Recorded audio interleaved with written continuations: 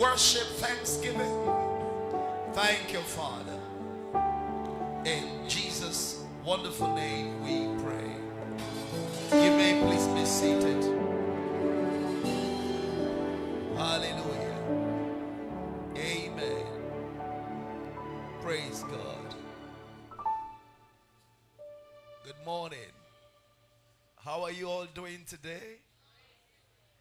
Happy new month to you.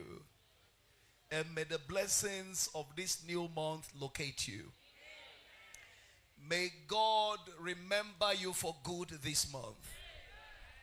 May new doors be opened for you this month.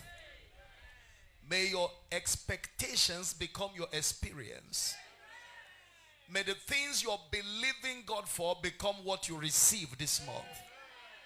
May God visit you in person and turn your captivity around for good. May God give you new songs to sing in the name of Jesus Christ.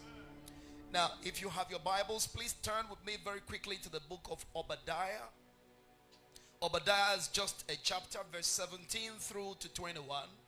God has spoken to us prophetically, for those of us who have been here from on the first, that this is our month of possessing your possession. Amen. And today, I'm looking at the subject in this second service. The first service we looked at abiding in Zion. Because possessing your possession is a function of a place. Function of a place. You've got to locate the place where your possession is. Abraham didn't see the ram for the burnt offering until he located the place. There is a place where provisions are already waiting to meet with you when your obedience is complete.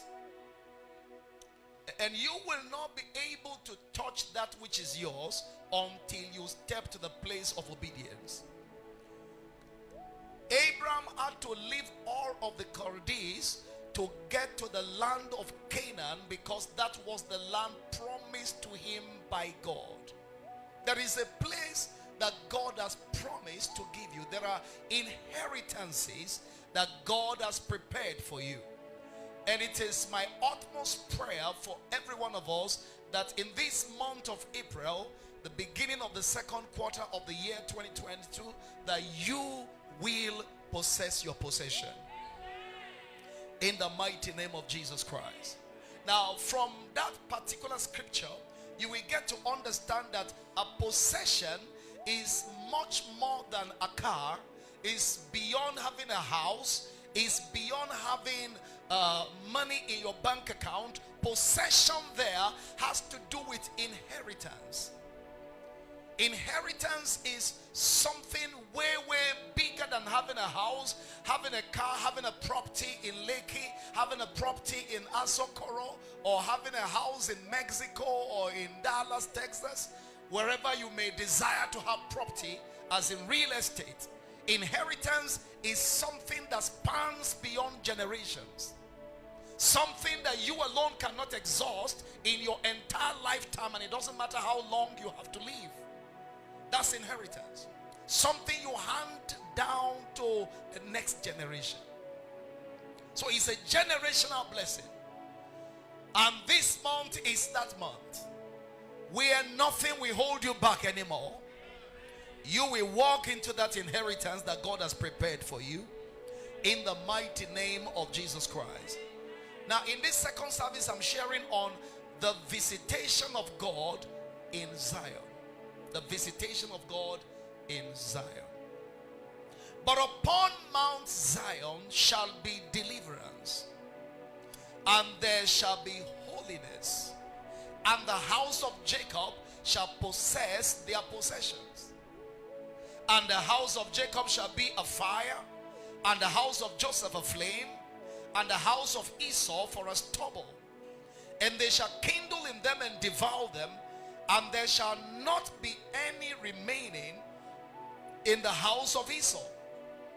For the Lord hath spoken it, and they of the south shall possess the mount of Esau, and they of the plain the Philistines, and they shall possess the fields of Ephraim, and the fields of Samaria, and Benjamin shall possess Gilead.